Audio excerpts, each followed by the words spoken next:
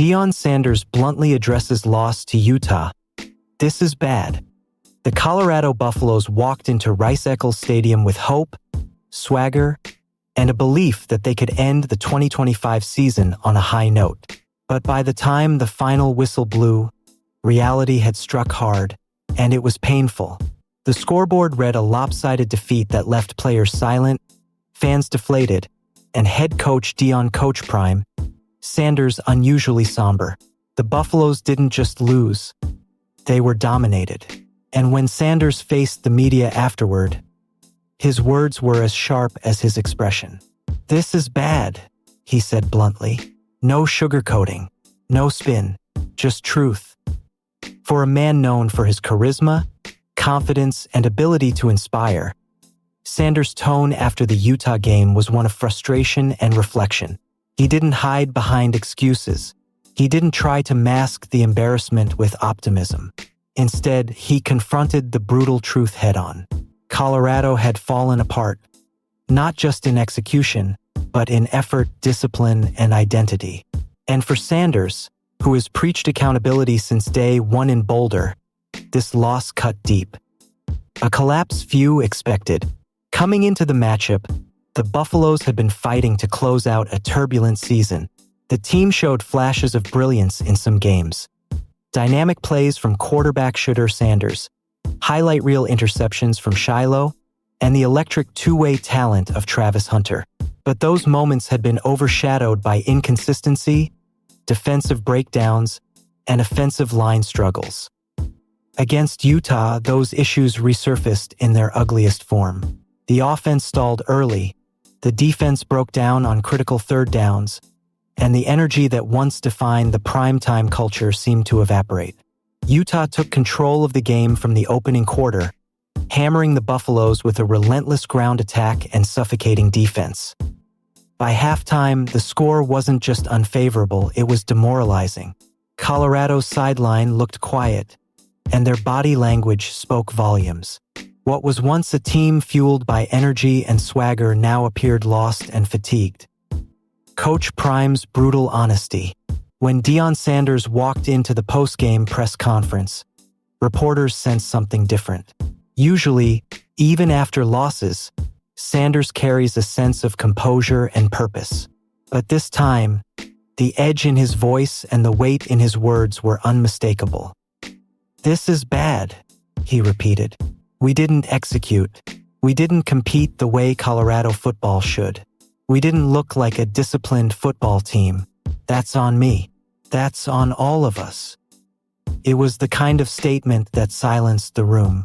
Sanders wasn't pointing fingers at any player, coach, or unit. He was shouldering the blame. But beneath his words was a clear message. This level of play would not be tolerated moving forward. He went on to explain that while losing is part of the game, the manner in which they lost was unacceptable. "You can lose a battle," he said, "but you can't lose your fight. And tonight, we lost both." The locker room reaction. Inside the Colorado locker room, the atmosphere mirrored the weight of Sanders' words. Players sat in silence, some staring at the floor, others replaying mistakes in their minds. Team leaders like Shedeur Sanders and Travis Hunter reportedly took the loss personally. Shedeur was quiet, one team source revealed. He's usually vocal, but tonight he just sat there. You could tell he was thinking about everything that went wrong. Hunter, who has been the emotional heartbeat of the Buffaloes, spoke briefly after the game, telling teammates, "We're better than this. We can't go out like that." The loss to Utah wasn't just another defeat, it was a reality check. For a team that started the season with national attention and high expectations, this was a moment of reckoning. From hope to harsh reality. At the beginning of the year, Deion Sanders' Colorado Buffaloes were the talk of college football. From packed spring games to viral locker room speeches, Coach Prime had turned Boulder into a cultural and sporting phenomenon. But the hype came with pressure to win, pressure to prove the doubters wrong, pressure to show that the Prime effect was more than just marketing.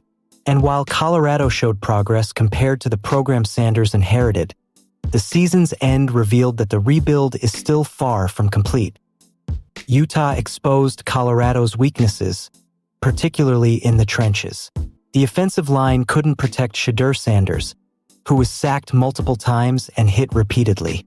The defensive front struggled to contain the Utes' rushing attack, allowing long drives that drained both the clock and Colorado's spirit.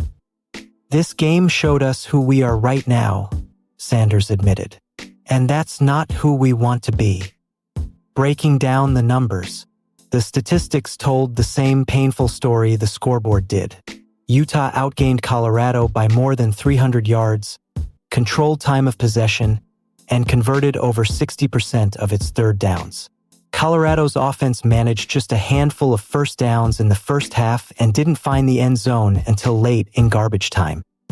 Deion Sanders, who has carried the offense all season, finished with under 200 yards passing and was pressured on nearly every dropback. The running game, once considered a developing strength, never found its rhythm. Defensively, Colorado couldn't slow down Utah's balanced attack.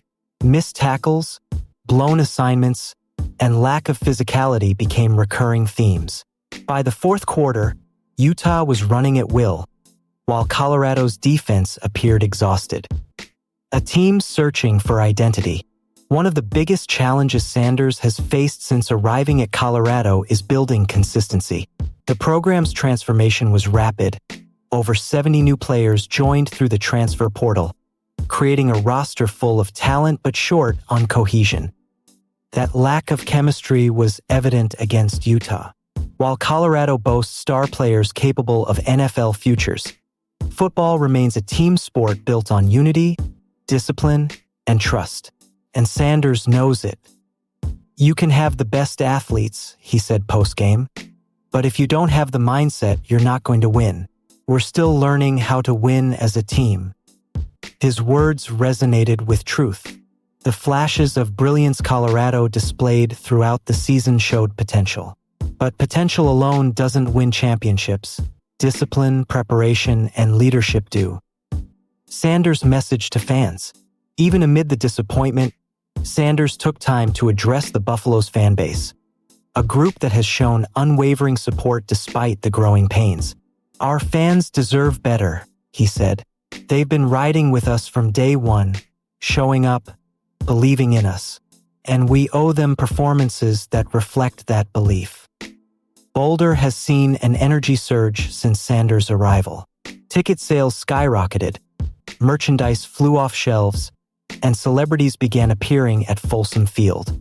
But Sanders' latest comments made clear that the excitement means nothing without results. "Culture is great," he said, "but culture without wins doesn't last." Deion Sanders' tough night. For Deion Sanders, this game was a reminder of just how much weight he carries. The junior quarterback has been one of the most productive passers in college football when protected. But against Utah, he faced constant pressure and little support. After the game, Deion didn't make excuses. "We didn't play our brand of football," he told reporters. "We have to take responsibility. Everyone, including me." Despite the loss, Deijon's maturity stood out. He spoke calmly but with determination, a reflection of his father's teachings. His leadership, even in defeat, could be the key to Colorado's future rebound. Travis Hunter's battle and frustration. Travis Hunter, the team's two-way phenom, gave his all once again. But even his elite talent couldn't mask Colorado's broader problems. Hunter made a few key plays on defense and caught multiple passes on offense, yet the team's rhythm never settled. After the game, Hunter shared his frustration on social media, writing, "We've got to be better. Simple." The post quickly went viral among fans who echoed his sentiment. Hunter's drive and competitiveness embody what Sanders wants to build. Players who take losses personally and use them as fuel. The bigger picture, a program in transition. Deion Sanders never promised an overnight miracle. From the moment he arrived in Boulder, he made it clear rebuilding Colorado would be a process. Year one was about foundation. Year 2 was about building consistency. This loss to Utah, though painful, might be the very lesson Sanders needs to drive his point home. The Buffaloes are not a finished product, they're a work in progress. And in the words of Sanders himself, you can't skip the struggle if you want the success. Behind the scenes, Sanders has already begun identifying areas for change. Offensive line depth, defensive discipline, and team conditioning are expected to be major priorities in the offseason. National reaction. Prime time humbled. The national media didn't hold back in their coverage of the loss. Sports analysts across ESPN, Fox, and social media platforms labeled it as Colorado's wake-up call. Some critics questioned whether Sanders' high-profile approach had created unrealistic expectations, while others defended him, arguing that rebuilding a one-win program in 2 years is still remarkable progress.